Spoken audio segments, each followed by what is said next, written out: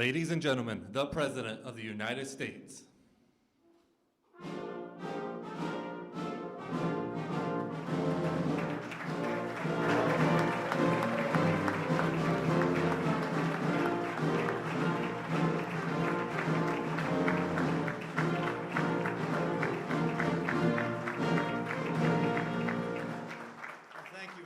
Everybody, please. This is a lot of fun. I just took a trip around and looked at your merchandise, and nobody makes it better. We're working right now on this right here. Had these hats. Make our farmers great again. That's what's happening. We're stopping the barriers to other countries. They send them in and take advantage of us, and we can't go the other way, and this is the way it's going to go. Make our farmers great again. So I just had them made up, and that's the way I feel. We'll give them to some of the farmers here. But I want to thank you and welcome everybody to the White House for the second annual Made in America Showcase. Made in America, Made in the USA. What do you like better? Huh? Made in the USA, Made in America? Both pretty good. Both pretty good. I remember when I was growing up, I'd see Made in America all over the place. A little bit Made in the USA, but Made in America. Everything had Made in America. And we're starting that again, and it's happening again, as you know. We're here today to celebrate the greatest products in the world, products made with American heart, American sweat, and American pride. We're thrilled to showcase incredible American-made goods from all 50 states. We have snowboards from Colorado. Where's the snowboard person? Those were nice snowboards. 10 years ago, I was perfect. Now, I don't know. I'm not such a beautiful job. Cowboy boots from Texas. Where's cowboy boots? I like those boots. I like those boots. Baseball bats from Pennsylvania. I used to play baseball. Good. Boats, cars, spaceship, you know about the spaceship. And in case you hadn't noticed, there's an F-35 stealth fighter outside, and it's beautiful, parked on the South Lawn. I guess getting it here, I know it didn't land on the South Lawn, but it's something very special. It's, can't see it. Where's Lockheed? Maryland, yeah. It's incredible. I went to one of the pilots, I was saying, how do you compare this with a certain other plane from the enemy? They said, well, the difference is when we fight, they can't see our plane. I said, that sounds like a pretty big advantage, right? It's called stealth, super stealth. All of these products have something special, very much in common. A big, beautiful seal, and that's with the sign, in this case, Made in the USA. Also joining us today, and at the event is NASA Administrator Jim Bridenstine. Where's Jim? Jim, thank you. Jim, thank you. And Marilyn, thank you for being here from Lockheed Martin. After many years of decline, American manufacturing is coming back bigger and better and stronger than ever before. It's happening. We're in the midst of a great economic revival in the United States. We've added 3.7 million new jobs since the election, including more than 370,000 in manufacturing alone. Remember during the campaign, they all said, oh, you're never going to add manufacturing jobs. That's obsolete, they would say. I said, it's obsolete? To make things is obsolete? I guess they were wrong, right? I guess they were wrong. We're adding a lot more. Almost 1 million workers discouraged by the policies of the previous administration and, frankly, other administrations have now returned to the workforce. New unemployment claims are at the lowest level in almost half a century. Think of that. The lowest level unemployment claims. That's a big one. Unemployment rates for Americans, for African Americans and Hispanics and Asians. Americans, all of us, lowest ever. These are the lowest levels for African Americans, for Hispanics, and for Asians ever recorded. Think of that, ever recorded. And women, unemployment recently reached the 65-year low. We think that's probably the lowest ever. But as I've been saying, in 2 weeks or 3 weeks, it will be. It'll be the lowest in history. Pretty bad when you say the lowest in 65 years And I say that's not as good as history, so, but very shortly it will be. We'll be saying history. Manufacturing wages are expected to rise at the fastest rate in more than 17 years. And 95% of American manufacturers, which I love, that's what we love, is manufacturers, are optimistic about the future. That's the highest level ever recorded, 95%. We have achieved together in the last 18 months something that is totally unprecedented. For decades, the United States allowed other countries to steal our jobs, close our factories, and plunder our wealth. What was happening was horrible. I used to talk about it for 20 years in the private sector. I said, how did they let this happen? Little did I know I'd get my shot. That's what happened. And that's what's happening to us, because it's really been positive. Our leaders in Washington did nothing. They did nothing. They let our factories leave. They let our people lose their jobs, given to other jobs, workers in faraway lands. That's not free trade, that's fool's trade, that's stupid trade. And we don't do that kind of trade anymore. The European Union's been very tough on the United States, but they're coming in to see me on Wednesday. And we'll see if we can work something out. And otherwise, we'll have to do something with respect to the millions of cars that they send in every year. But maybe we can work something out. They're all coming in, the top people. We're talking to China, who had a $375 billion trade surplus last year with the United States. They were $375 billion, or looking at it differently, we had a $375 billion trade deficit. That's not good. And we're talking to China very seriously. We're talking to Mexico on NAFTA. And I think we're going to have something worked out. The new president, terrific person. I spoke to him at length on a call. Did a great job, got a tremendous vote. And they have a lot of confidence in him in Mexico, and that's good. But we're talking to them about doing something very dramatic, very positive for both countries. We're demanding fairness with the World Trade Organization. It's been a disaster for the United States, and we want fairness.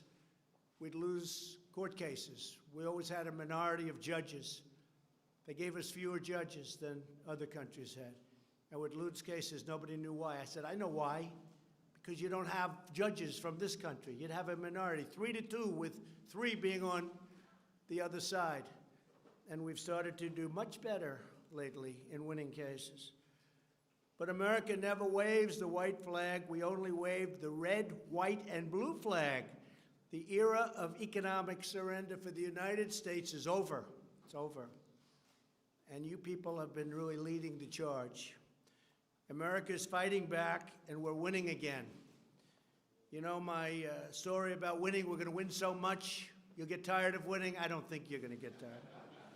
Throughout our history, our greatest leaders, Washington, Jefferson, Hamilton, Lincoln, McKinley. People don't know too much about McKinley. Take a look. It was an really incredible economic time for our country. People wanted to come in and take from our country. They had to pay for it. They had to pay for the privilege of taking from our country. We all understood that to be strong, and every one of them, our nation, that we really had to be a manufacturing nation. You have to be able to be a manufacturing nation. I'm very proud to say that our steel industry is coming back at a level that nobody thought possible. Factories are opening up all over. No matter where I'm going, they're saying, you know, we just opened up a steel plant that was closed for 5 years or 10 years or 20 years in some cases. U.S. Steel now is opening up 6 plants, and they're expanding in other plants. And we're very proud of that. But we were being dumped on. You know what that means? We're being dumped on. They were dumping all over this country.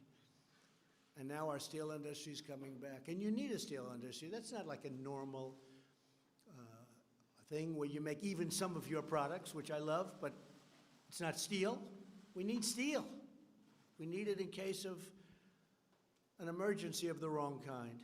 My administration is reclaiming our proud manufacturing heritage because we are finally putting, again, America first. We're tearing down barriers to our exports, protecting our intellectual property, and defending our companies from unfair foreign trade practices, of which there are many. We're putting the trade cheaters on notice. No one rips off the United States of America anymore. It's happened too much for too long and stopping. To give you a level playing field, we've cut record numbers of regulations. In the history of our country, nobody's cut more regulations than me, and I've only been here for less than 2 years. So I'm talking about 2 years, 4 years, 16 years, 8 years. Doesn't matter how long they're here. We've cut more regulations than any other president, and we've just been here for shorter than 2 years. We've passed the biggest tax cut and reform in American history. We've gotten rid of the individual mandate from healthcare, which was a disaster for you and your businesses, where people had to pay for the privilege of not having to pay to get bad healthcare. Sounds complicated, but it's actually pretty basic. You pay for not having to buy. And a lot of people wondered about that one. That's gone. That's a big thing. That's gone. That was the most unpopular element of Obamacare, and Obamacare is very rapidly fading away. We had it done, but we missed it by one vote. Somebody changed their mind in the middle of the evening. Wonder who that was. But just one of those things, but we're very far progressed, and we're now opening up health care policies and making it possible for people to buy great health care at a low cost. And we're very proud of that. And it's opened. Secretary of Labor Acosta has done an incredible job. And Secretary Azar is in the process of doing something that's going to be very big. And all of you people will be big beneficiaries of that in the business world also. Since our tax cuts were passed, more than 6 million Americans have received a bonus or a pay raise, in some cases a very substantial bonus, and they're really liking it. Creating over $7 trillion of worth for our country. We vaulted up to a very strong #1 position. We're the largest in the world, largest economy in the world, by a lot more than when I took over the presidency. Small businesses can now deduct 20% of their business income, and manufacturers can now immediately deduct every penny spent on new equipment. You never thought you were going to see that? So you go out, buy new equipment, or if you're selling equipment, that's even better, because I know a lot of you folks make the equipment. A one-year deal, think of it, expensing, 1 year expensing. Did you ever think you were going to see that? And people are buying. They're buying in record numbers. As a result of our tax cuts and in the bill itself, $300 billion in foreign profits have been brought back home to America where it belongs.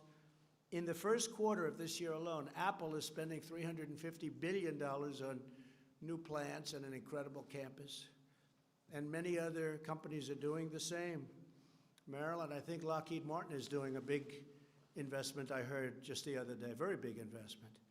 Every time a new factory opens, every time jobs are returned to our shores, every time we buy a product made by our own American neighbors, we are renewing the bonds of love and loyalty that link us all together as Americans.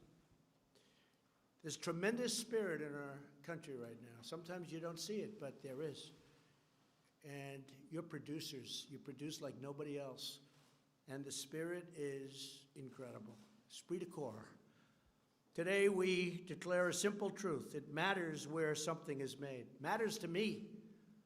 You know, I'd hear the globalists talking about, like, it's okay to close a car factory or a car plant in Michigan, and it's okay to move that plant to Mexico and hire different workers and fire everybody in Michigan, but it's not okay for me. To me, it's a very bad thing, and that's stopping. Plants are moving back to Michigan, and they're moving back in big numbers, and they're moving back to Ohio, coming into Iowa in a lot of different ways, and ethanol, as you know, is taking on whole new leaps and bounds. A lot of things are happening. Pennsylvania, you see what's going on there with steel. Pennsylvania's incredible what's happening in Pennsylvania. But you look at just steel. When you hear steel's doing well, you know Pennsylvania's doing well. But car plants are moving back into our country at numbers that soon will be records like we've never set before. The more we make things in America, the stronger America becomes. That's why we will always live by two crucial rules: buy American and hire American. These principles gave rise to centuries of American prosperity, from Ford's Model T to the F-150 that I just saw, which was beautiful, from the Wright brothers to that beautiful Orion space capsule. On the South Lawn, you have the space capsule, and every part is made right here in America. That was my first question. And NASA is, as you know, is really in a position that it hasn't been in decades. People are excited about it. And for some reason, I just told the guys, for some reason, rich people love rockets. They love them. I said, let them spend. We'll lease them the pad. Get a lot of money, don't worry, they don't care. They just want to have their rocket go to Mars. Everybody wants to be the first. So let them go up and let them do it. Let these rich guys, they love those rockets.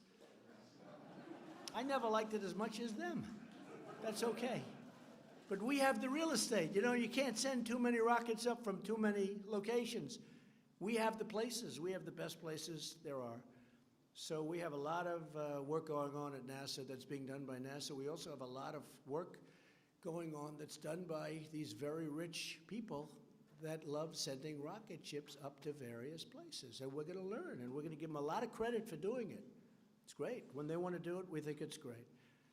American ingenuity built the railroads.